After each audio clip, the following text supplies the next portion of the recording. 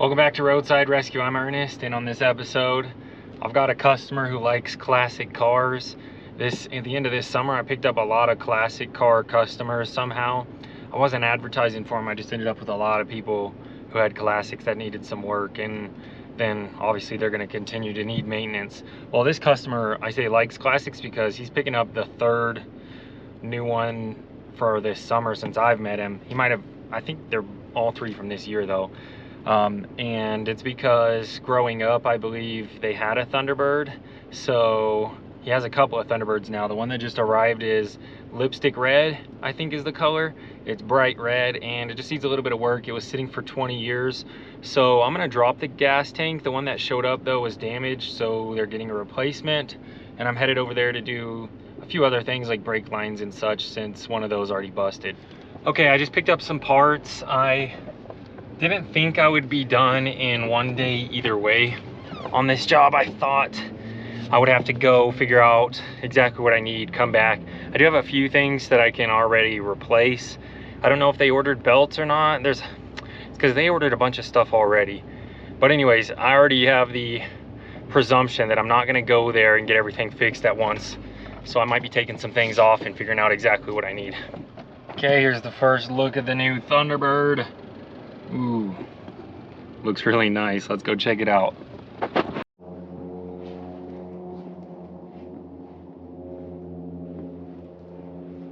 Yeah, this thing's clean. I believe the other one is a little cleaner, but this one might just need a wash. Yeah, I think the other one's a little cleaner. Talking about body lines, chipped paint wise, this one's really nice also though. I mean, both of these are superb. The other one's just like, that yellow one's like surprisingly immaculate. like this one sat for 20 years, whatever. The other one, I maybe it sat for 50 because it's just in that much better shape. Okay, I think we did talk about new belts because, whoa, yeah, see, that's what I'm talking about. You never know. You never know if you're gonna get all the belts you need for these things. Because what, brother, what is that belt? I've never seen a belt that skinny. That's hilarious. It's the same motor as the other one. I believe that's an AC compressor. I thought the other one had an AC compressor also. Looks like they did the same mechanism on this one as I did the other battery, which is good. Just kind of updating those terminals, getting a good fitting battery in there. But man, no, this is like an air pump, I think. Tiny little belt. I'm gonna pop all the belts off while I'm here today. That requires taking the fan off because the alternator belt won't slide between those two pulleys. There's just not enough space. Like where the upper pulleys are right here and right here, there's no space for the belt to slide between. I can't really show you a good look of that, but if you can imagine, like, if this was all the way right here, you know, the belt behind there is not coming through there. And I've got to find that skinny little belt now too. That one's a little surprising to me. Let's give this a good look over, because a brake line had failed a year ago or something, or this year before it was sold. So they obviously want to fix the other three. Yeah, talking about, should we do that master cylinder as well? It definitely looks like it to me. And I'm not just thinking about the master at this point. I'm looking at that booster in the same rough shape. We might need to do both. That would be a fun, probably half a day to do that. Okay, let's keep looking this over here. Let's check out the inside. The other one, I'll tell you, the other Thunderbird has a really bad leak on the rear end. We haven't even fixed it yet because we don't want that car sitting outside for more than a day. And to have the space, we might have to move a different car out of another garage, but yeah, where are we gonna put that? Because there's a few cars that need to stay in garages. So I need to shop this red and white leather. I love it. This is clean. Good thing my clothes are clean. I haven't got them dirty yet today. Otherwise I wouldn't be getting in here. Beautiful. Let me know what you think. Let's get started. The other one drives like a boat, dude. It's nice. Okay, I had to look through my messages to remind myself what we're dealing with here. The plugs were replaced in the last 30 days. I was looking because the wires look old. And I think I'm going to do a general tune-up on this. Wasn't exactly sure what had been done, what hadn't. The other customer just ended up buying a bunch of parts. I don't think they've really installed anything other than that battery, so that's good to know because they've got oil here. They wanted me to possibly rebuild the carb, look that over. I think I'm going to do a wire set on this. The distributor cap looks okay. Something's leaking under the air filter here, so I'm going to pop that off real quick. I'm going to take the tank off. Did I say this or not yet? It hasn't been driven since 1999.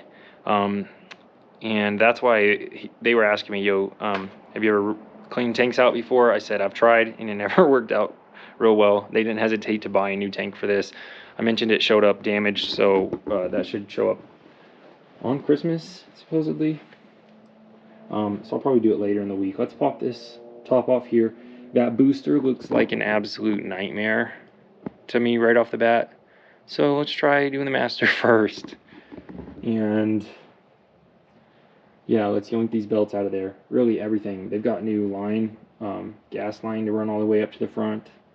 So I'm gonna start tearing into it. I wasn't sure exactly if I was popping too much open or not, but I didn't even bring my stuff for an oil change. Actually, depends on how many quarts it has. I have my vacuum oil suction thing because I was thinking I would use it for the master cylinder, but might have enough room to do an oil change.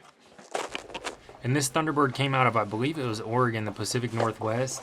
We were talking about almost having me go up there and look it over and driving it back, but it made more sense just to get it shipped here and then fix it once it's here. So this is kind of the first time I'm looking over it. I'm definitely going to be back doing more things before this thing's running. So make sure you're subscribed if you want to see this thing running.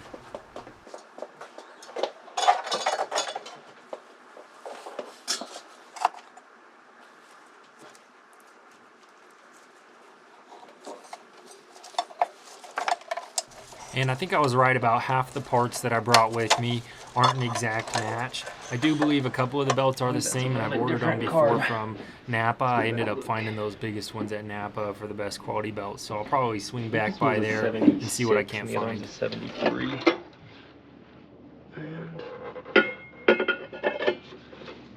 And if you didn't happen to notice, it has, I believe it's an 8-track is what it's called, like the precursor to the cassette tapes. Well, if you didn't notice, that little case in the passenger seat was the actual original 8-track cassettes that came with it. So I'll show you those in a future video. I forgot to get a better look at them in this one. Little different, I believe. When I rebuilt last time, I had a bigger section back here. Yeah, accelerator pump was in a different spot. Classic. Every time I look at one of these, this little aspirator line right here is always disconnected somehow.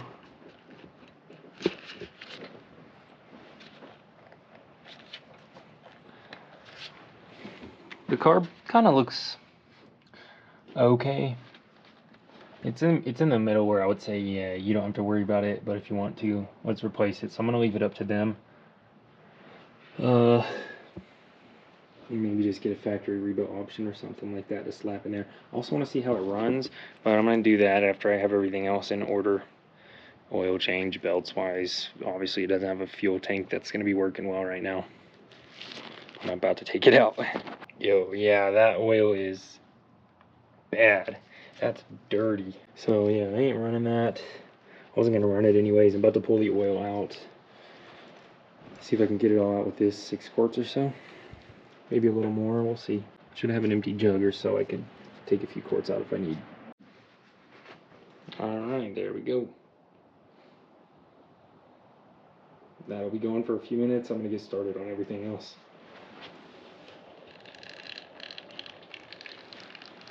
Slow and steady wins the race with that one, but you don't have to take the oil drain pan out. Plug, I mean. Alright, I've got all the belts off the front here, including the weird little air pump belt. Let me know if you've ever seen one of those or one smaller. I'll see where I can find one. It doesn't idle good. That's the word on the street. I'm not going to start this.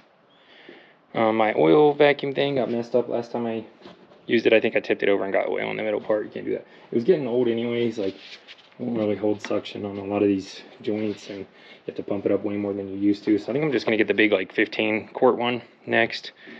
I've had that for like a year. That's my second one. They both lasted about a year. So about to be expected, I think. I'm dropping the fuel tank now. I'm trying to. You'll notice I have the trunk open because the fill neck's holding the tank up. I've got the strap off this side right here, but it's not dropping down at all. You can see up through there. The fill neck's holding on to it. I can't loosen the fill neck from down there at all, so I think it's got to be done through here. Let's find out. Okay, I guess there's no hose clamp, just a rubber seal. I pried that out anyway, so let's go ahead and drop this tank. Look at those front lines, the brake line in the back. It's hard lines from the middle of the axle out, and it's just a short, soft line that splits to those two hard lines. I've got to find one of those too. Plus, I'm worried about the rust on that. It might be a mess.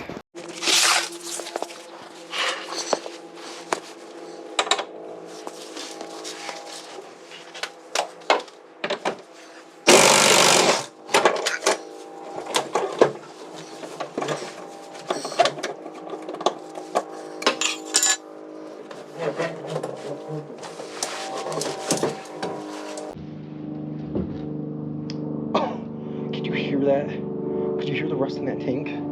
That's one of the worst I've heard. Only my buddy's BMW was worse than this.